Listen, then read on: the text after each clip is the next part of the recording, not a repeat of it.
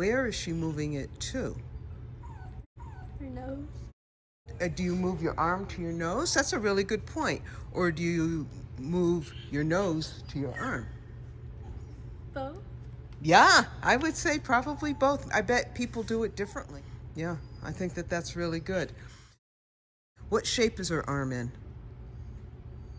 An L. Yeah. Move your arm up to maybe up to your chest Yeah. in an L position. Yeah.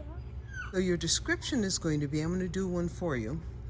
After moving your arm to your chest, the tag point is L position. Right, ready?